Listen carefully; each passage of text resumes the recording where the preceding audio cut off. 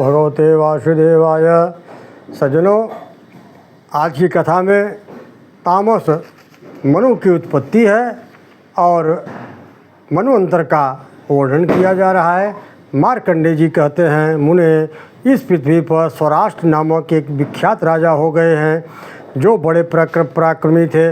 उन्होंने अनेक यज्ञों का अनुष्ठान किया था और वे संग्राम में कभी पीठ नहीं दिखाते थे। राजा के मंत्री की आराधना से प्रसन्न होकर भगवान सूर्य ने राजा को बहुत बड़ी आयु प्रदान कर दी। राजा के 100 स्त्रियां थीं, किंतु वे उनकी भांति बड़ी आयु वाली नहीं थी, इसलिए सभी अनुसार मृत्यु को प्राप्त हो गई। इसी प्रकार धीरे धीरे राजा के मंत्री और सेवक भी काल के गाल में समा गए। उन सब के अभाव में राजा का चित्त उद्विग्न रहने लगा। प्रतिदिन उनकी शक्ति क्षीण होने लगी।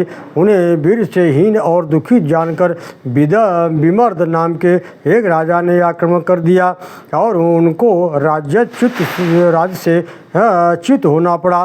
राज्य से च्युत होने पर वह विरक्त हो वन में चले गए और झेलम नदी के तट पर रहकर तपस्या करने लगे। निराहार रहते उत्तम व्रतों का पालन करते थे। एक बार वर्षा काल में बाढ़ आ गई। राजा भी जल की प्रखर धारा में बह गए। संयोगवश एक हरणी मिल गई।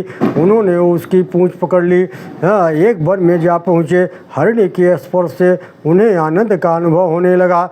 उस अंधकार में भ्रमण करते हुए वे कामदेव के वशीभूत हो गए। राजा को अनुरागवश अपनी पीठ का स्पर्श करते जान उस वन के भीतर मृगी ने कहा, राजन, आप कांपते हुए हाथों से मेरी पीठ का स्पर्श क्यों कर रहे हैं? राजा ने पूछा, मृगी तू कौन है और मनुष्य की तरह कैसे बोलती है? मृगी बोली, राजन, मैं पहले आपकी प्यारी पत्नी थी। मेरा नाम उत्पलावती था। मैं दृढ़ धनमा की पुत्री और आपकी 100 रानियों में प्रधान थी। राजा ने पूछा, उत्पावली बड़ी पतिव्रता धर्मपरायण थी। उसने कौन सा ऐसा कार्य किया था जिससे उसके मृगी की यौन में आना पड़ा? मृगी बोली, राजन, मैं बाल्यावस्था में जब पिता के घर पर थी, सखियों के साथ एक दिन वन में घूमने गई थी। वहाँ मैंने मृगी के साथ समागम करते हुए मृग को देखा। मैं उसके बिल्कुल निकट चली गई थी।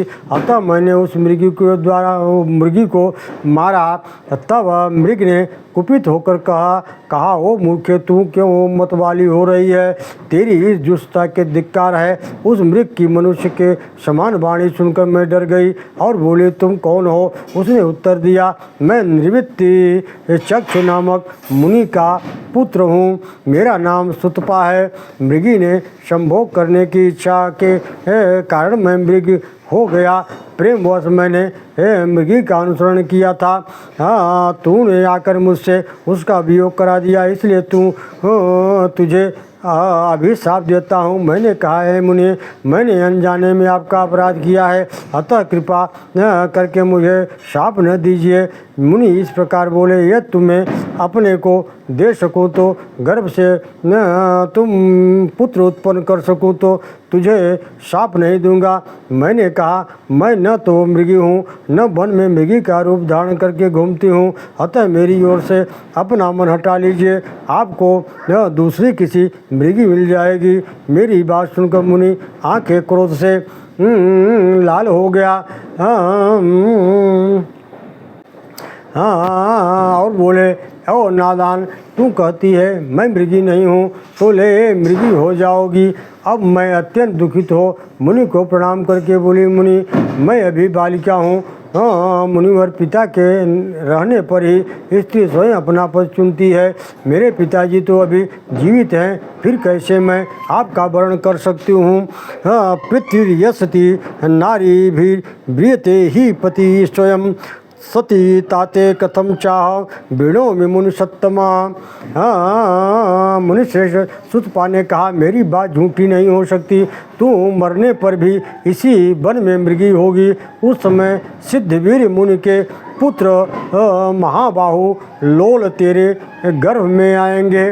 उनके गर्भ में आते ही तुझे अपने पूर्व जन्म का स्मरण होगा। फिर स्मरण शक्ति प्राप्त करके तू मानवी की भांति बोलने लगेगी।